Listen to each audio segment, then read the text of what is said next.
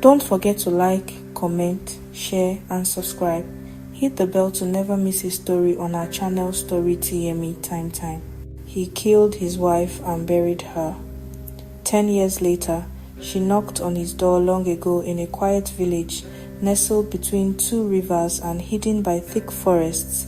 There lived a man named Oduma. Oduma was a respected farmer, strong, hardworking, and admired by many. But behind the admiration was a secret most people didn't know. Oduma had a temper. Not just the kind that came from a bad day, no. His anger could boil rivers and burn forests.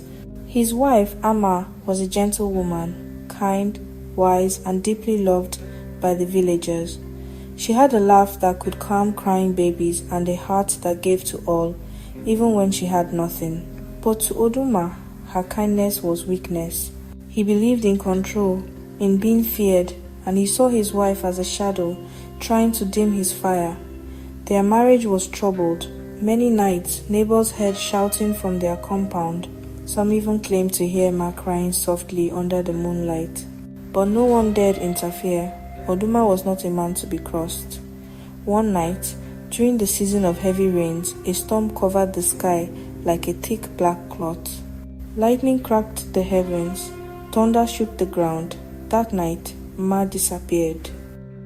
Oduma told the villagers that she had run away. He said she had packed her things and vanished into the storm.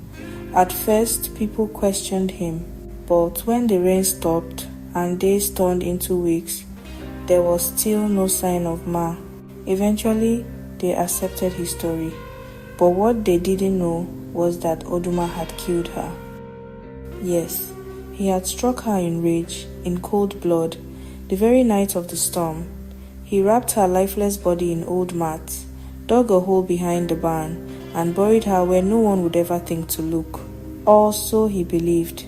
Years passed. Oduma prospered. He bought more land, more goats, more cattle. He even remarried this time to a younger woman, Eka, who feared him even more than Mma ever did. The village slowly forgot Mma. Except for the old ones, who would sometimes shake their heads and mutter, "The river never keeps a secret forever." Then, 10 years later, something happened. It was the dry season. The sun was high. The earth cracked with thirst. One evening, as Oduma sat on his wooden chair outside, chewing kola nuts and sipping palm wine, there was a knock on his door. Knock, knock, knock. He frowned. Who could be visiting him at that hour? He walked to the door, opened it slowly, and there, standing under the fading sun, was a woman, wrapped in a faded wrapper, hair braided in the style of old times, face lean, eyes sharp. It was Mma. Alive? Oduma's mouth went dry. He could not speak. He could not even move. The cup fell from his hand and shattered on the ground. Mma stared at him in silence for what felt like eternity. Then she spoke. "Did you miss me, Oduma?" He stumbled back and collapsed into his chair, trembling. Was he dreaming? Was it a ghost? Mma walked in slowly, her bare feet making no sound on the ground. Eka, the second wife, ran out screaming the moment she saw her. That night, the village gathered. Word spread like wildfire. Mma had returned. Oduma refused to speak. He was pale, shaking, confused. And Mma? She remained calm, refusing to answer any questions. The elders summoned her. "Where have you been for 10 years?" they asked. Mma smiled. "In the land beyond the river," she replied. They pressed further. "How did you survive? Who took you in?" She only said, "I saw everything from beneath the earth." Gasps filled the air. Oduma collapsed in front of everyone. He began to speak in tongues, confessing everything. "I killed her," he wailed. "I buried her behind the barn. But she's here now, she's here." The villagers were shocked. They dug the place he described. And indeed, bones were found. The crowd froze. Mma was standing with them. But if those were her bones, then who was she? Suddenly, the wind rose. Trees swayed violently, though there was no storm.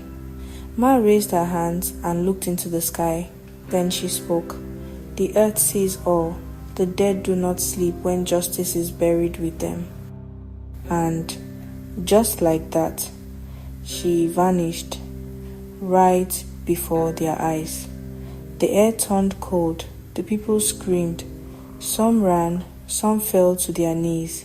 Oduma was taken away by the elders, bound in chains. He wept and begged, but justice was already at his door. Eka never spoke of that night again. She left the village and returned to her people. As for the villagers, they built a shrine near the barn where the bones were buried properly.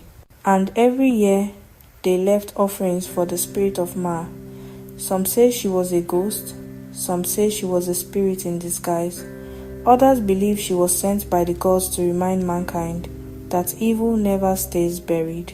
And from that day, no one in that village ever raised a hand against their wife again, because they knew if you kill the innocents, they will find their way back, even if it takes 10 years.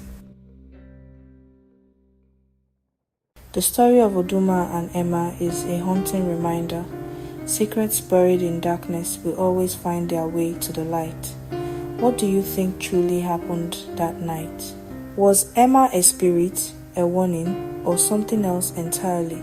If this tale left you thinking, don't let the conversation end here. Like this video if you believe in justice. Comment below with your theories or stories from your own village, and share this video so the lesson is never forgotten. And if you want more mysterious tales and lessons from the heart of the village, don't forget to subscribe and hit the bell icon. Your support helps us keep these powerful stories alive. Thank you for watching. Until next time, remember, evil never stays buried.